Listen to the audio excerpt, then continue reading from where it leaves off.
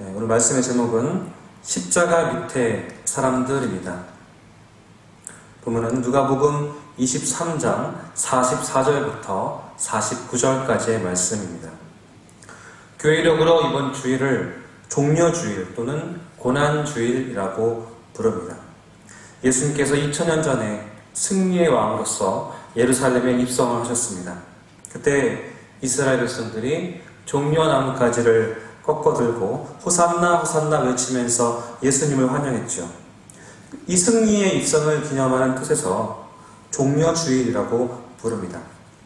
그런데 종려나무가지를 꺾어들고 호산나를 외치던 백성들은 예수님께서 왕으로서 예루살렘에 입성하시는 줄 알았지만 사실 주님은 고난의 십자가를 지시기 위해서 예루살렘에 들어가셨습니다. 이렇게 주님께서 십자가의 고난을 시작하셨다. 그것을 기념하는 뜻에서 고난주일이라고 또 부릅니다. 이렇게 오늘은 승리를 상징하는 종려주일과 고난의 시작을 상징하는 고난주일이라는 면을 함께 가지고 있습니다. 예수님의 예루살렘 입성은 어떤 관점에서 보느냐에 따라서 그 의미가 달라집니다. 예루살렘 성 사람들과 예수님의 제자들은 예수님의 예루살렘 입성을 크게 기뻐하며 환영했습니다. 예루살렘 성 사람들은 예수님께서 로마를 무너뜨리고 민족의 독립과 해방을 주실 것으로 알고 열렬하게 환영을 했습니다. 예수님의 제자들은 예수님께서 왕이 되실 때 자기들이 큰 성공과 출세의 길이 열릴 것이라고 생각을 했기 때문에 그렇게 환영을 했습니다. 이렇게 그들은 자기들의 관점에서 예수님의 예루살렘 입성을 바라보았습니다. 이 사건이 자기에게 어떤 유익을 가져올지 그것들을 생각하는 것이죠. 자기들 생각에 주님의 예루살렘 입성은 크게 기뻐하고 환영할 만한 일이었던 것입니다. 하지만 주님께서는 무거운 발걸음으로 입성하셨습니다. 본격적인 고난의 길이 시작되는 것이었기 때문입니다. 마태복음 26장 38절에 보시면 내 마음이 매우 고민하여 죽게 되었으니 라고 되어 있습니다. 그리고 39절에 내 아버지여 만일 할만하시거든 이 잔을 내게서 지나가게 하소서 라고 되어 있습니다. 이 모습은 십자가를 지시기 전의 모습이었지만 이 모습을 통해서 예루살렘 입성 당시에 예수님의 마음을 엿볼 수가 있습니다. 짐작할 수가 있죠. 예수님 관점에서 이 예루살렘 입성 사건을 바라보면 상황이 아주 다릅니다. 결코 환영만 할 수 있는 그런 사건이 아닌 것이죠. 예수님께서 바로 고난의 길로 들어가셨기 때문입니다. 오늘도 마찬가지입니다. 지금도 자기 관점에서 십자가를 보는 사람들은 그 십자가를 통한 승리와 영광만을 바라봅니다. 그리고 그 십자가를 통해 받아서 맛보는, 받아서 누리는 그런 은혜, 축복, 구원의 은총만을 보게 됩니다. 하지만 주님의 관점으로 바라보게 된다면 그 축복 뒤에 숨어있는, 그 십자가 뒤에 숨어있는 주님의 눈물과 피를 바라보게 됩니다.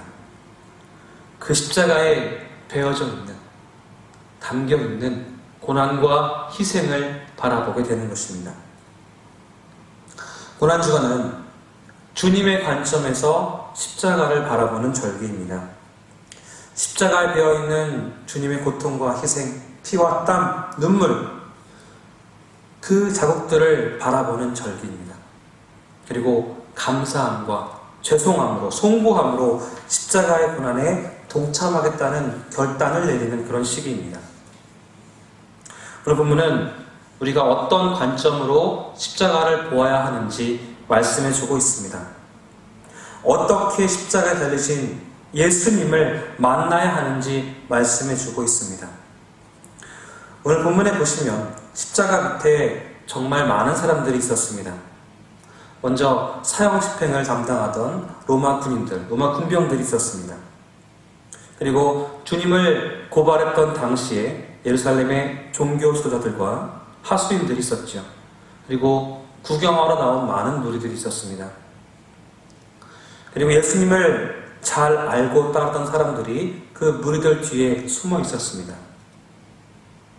특별히 십자가 밑을 가까이 보면 세 종류의 사람이 눈에 들어옵니다. 아마도 십자가 달리신 예수님께서 그들을 가까이 보셨을 것입니다. 첫 번째는 로마 군병들입니다. 예수님의 십자가 현장 가까이에 로마 군병들이 있었습니다. 예수님과 두 도둑, 두 강도의 사형 집행을 위해서 십자가 곁에 있었죠. 마태복음 27장 27절에 보시면 빌라도가 예수님을 십자가에 못 박으라고 최종 판결을 내리고 군병들이 십자가형을 시작을 합니다. 그리고 예수님을 안으로 끌고 들어가죠. 군대를 다 모이게 합니다. 다 같이 모여서 예수님을 희롱합니다. 홍포를 입히고 가시면류관을 씌우고 또 갈대를 홀처럼 오른손에 들게 했어요. 이렇게 우스꽝스럽게 엉터리로 왕처럼 분장을 해놓고 그 앞에 무릎을 꿇는 신용을 합니다. 유대인의 왕이여 평안할지어다. 조롱하는 거죠. 그리고 예수님께 침뱉고 갈대를 빼앗아서 머리를 치기도 합니다. 이 희롱과 모욕이 끝나자 아주 익숙한 솜씨로 십자가 처형을 시작합니다. 원래 옷으로 옷을 갈아입혔고요. 그리고 골고다까지 주님을 십자가를 지고 가게 합니다. 그리고 십자가의 못을 받고 제비 뽑아서 옷을 나누어 가집니다. 이 로마 군인들은 사형 집행관이라는 관점으로 십자가를 바라보았습니다. 그냥 충실하게 자기에게 주어진 임무를 완수할 뿐이었습니다. 그래서 지금 무슨 일이 벌어지고 있는 것인가? 무슨 사건이 이 앞에서 벌어지고 있는 것인가? 볼 수가 없었습니다. 아니, 관심이 없었습니다. 이들을 생각해 볼 때 참 안타깝고 불쌍합니다. 창조 이후에 가장 놀랄만한 사건, 놀라운 사건이 일어나고 있는데 하나님께서 죄로 인해서 죽어야만 하는 사람들을 구원하시기 위해서 자기 아들을 보내시는 그 사건, 대신 죽게 하시는 그 사건이 벌어지고 있는데 그 현장에 있으면서도 지금 무슨 일이 벌어지고 있는지 알지도 못했고 관심도 없었습니다. 사실 절호의 기회가 아니겠습니까? 구원받을 수 있는 절호의 기회. 좌우에 있었던 강도들처럼 직접 예수님께 구원받을 만한 그런 기회가 주어진 것인데 하나님의 구원 역사에 동참할 수 있는 그런 기회가 온 것인데 안타깝게도 그 기회를 놓치고 마는 것이죠. 왜 그랬을까요? 그것은 영적인 무관심 때문입니다. 무관심. 이들의 관심은 온통 세상 일, 자기 일에만 관심을 가지고 있었습니다. 영적인 일에 전혀 관심을 기울이지 않았습니다. 그러다 보니까 영적인 일에 눈을 뜰 수가 없었던 거예요. 눈이 멀고 마는 거예요. 창세기 25장에 보시면 야곱이 에서의 장자권을 빼앗는 사건이 기록된 것을 아시죠? 에서는 사나이다운 그런 사나이였습니다. 남자 중에 남자였어요. 사냥의 명수였고 힘도 셌습니다. 그래서 그의 관심은 사냥과 전쟁과 같은 그런 일에 초점을 맞추고 있었습니다. 그래서 세상에서 이름을 크게 내는 것, 거기에 관심을 두었습니다. 영적인 것에 관심을 두지 않았습니다. 그래서 하나님의 축복이 이어져 내려오는 장자권을 팥죽 한 그릇에 동생에게 팔아넘기고 말았습니다. 이렇게 무관심, 영적인 무관심이 에서를 아브라함으로부터 내려오는 그 영적 계보에서 지워지게 만든 것이죠. 제외되게 만들었습니다. 장자였기 때문에 관심만 있었으면 그 장자권을 지킬 수가 있었어요. 축복을 받을 수가 있었습니다. 하지만 영적인 무관심 때문에 그 축복의 자리를 놓치고 말았습니다. 놀라운 기회를 잃어버리게 된 거예요. 마태복음 7장 6절 말씀에 보시면 예수님께서 이렇게 말씀하셨습니다. 거룩한 것을 개에게 주지 말며 너희 진주를 돼지 앞에 던지지 말라. 개나 돼지는 먹을 것에만 관심이 있습니다. 개에게 아무리 귀한 성경책을 준다고 할지라도 그것을 보지 않습니다. 어쩌면 물어서 찢어서 망가뜨릴 수도 있죠. 돼지에게 아무리 값진 진주를 준다고 할지라도 그 가치를 알겠습니까? 그저 흙탕물에 더러워지게 만들고 어쩌면 삼켜버릴 수도 있습니다. 관심 밖의 것들이기 때문입니다. 내 관심 밖의 것들. 오늘 우리도 마찬가지입니다. 영적인 관심을 잃어버리면 축복받을 만한 기회를 잃어버리게 됩니다. 하나님의 놀라운 은혜를 받을 기회를 내 발로 차버리게 됩니다. 세상 것에만 집중한다면 이 로마 군인들처럼 에서처럼 내게 주어진 놀라운 축복의 기회를 버리게 됩니다. 두 번째는 무리들이었습니다. 예수님의 십자가 현장에 수많은 이스라엘 백성들이 있었습니다. 그들 중에서는 대제사장의 뜰에서부터 따라온 사람도 있었고요. 또 빌라도의 법정에서부터 따라온 사람들도 있었습니다. 또 대부분은 비아돌로로사, 주님의 고난의 길, 십자가의 길에 서서 구경했던 사람들이 따라온 사람들이 대부분이었습니다. 따라와서 구경을 했어요. 그런데 우리가 잊지 말아야 할 것, 생각해 봐야 할 것은 이들 대부분은 예수님께서 예루살렘에 입성할 당시에 종려나무가지를 꺾어 들고 호산나 호산나 외치면서 예수님을 환영했던 무리들이 대부분이었다는 것입니다. 예수님께서 메시아인 줄 알고 환영했습니다. 그리고 주님을 따라왔던 사람들이에요. 그런데 그러한 그들이 불과 며칠 사이에 돌아선 거예요.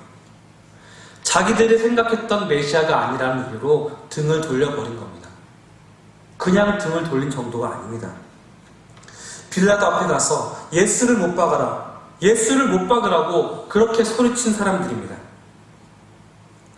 빌라도가 바라바와 예수 중에서 둘 중에 누구를 놓아줄까 제안을 합니다. 그럼에도 불구하고 그 흉악한 바라바를 놓아달라고 이야기를 합니다. 예수님 대신에요. 십자가 밑에서 예수님을 비웃었습니다. 조롱했습니다. 모욕했어요. 네가 메시아면 너 자신부터 구해봐라. 자기들을 구원하러 오신 예수님께 그런 말을 했어요. 이들은 자기들의 종교적인 관점에서 십자가를 바라봤습니다. 자기들 생각대로 십자가를 바라보았습니다. 자기들이 생각하는 메시아는 결코 십자가를 지는 그런 사람이 아니었어요. 그래서 십자가에 담겨있는 놀라운 의미를 볼 수가 없었습니다. 정말 안타깝고 불쌍한 사람들이죠. 이 땅에 오신 메시아를 십자가에 못 박은 장본인이 된 거예요. 역사상 도저히 씻을 수 없는 그런 죄를 짓고 만 것입니다. 예수님께서 가룟유다한테 차라리 나지 않으니만 못했다고 말씀하셨습니다. 빌라도는 사도신경에 이름이 실려서 2000년 동안 모든 믿는 사람들에게 저주를 받게 되었죠. 예수님께 십자가를 지도록 만든 사람들은 모두 처참한 형벌을 받게 되었습니다. 왜 그랬을까요? 그렇게 기다리던 메시아, 예수님께서 오셨는데 그 메시아를 십자가에 달려서 죽게 만드는 그 길로 가게 된 이유가 무엇입니까? 바로 영적인 무관심 때문입니다. 영적인 무지함 때문입니다. 하나님 말씀을 알아도 잘못 알았기 때문이에요. 좀 오래된 이야기인데요. 그것이 알고 싶다라는 프로그램이 있었습니다. 거기서 나왔던 장면인데 다루는 테마가 사이비 기독교에 대한 그런 이야기였습니다. 특별히 종교적인 그런 신념 때문에 아이들을 병원에 보내지 않는 그런 아이들의 그런 치료를 거부하는 그런 사람들이었어요. 그 중에 한 가지 사건입니다. 딸의 심장에 문제가 생겨가지고 배에 복수가 찼어요. 배가 터질 듯이 부풀어 오르고 아이가 너무 고통스러워합니다. 진물이 나오고 몸은 퉁퉁 부어올랐어요. 그런데 부모들은 이 병은 하나님만 고칠 수 있다면서 고집부리면서 아이의 병원 치료를 거부하고 있었습니다. 알고 보니까 자칭 목사라고 한 사람이 기도해 준다고, 내가 기도하면 낫는다고 그런 말을 했다고 합니다. 조상들이 우상 숭배를 하다가 죽어서 그 귀신들이 아이한테 들어와서 이렇게 되었다고 이야기를 했다고 합니다. 그래서 그 귀신을 쫓지 않고서는 병원 가서 약을 먹어도 안 되고 치료를 해도 안 되고 수술을 해도 고칠 수 없다고 이야기를 했다고 합니다.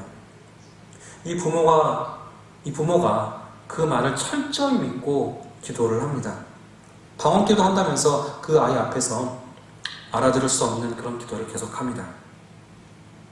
결국 이 아이는 차차 악화되어서 정말 죽을 지경까지 갑니다.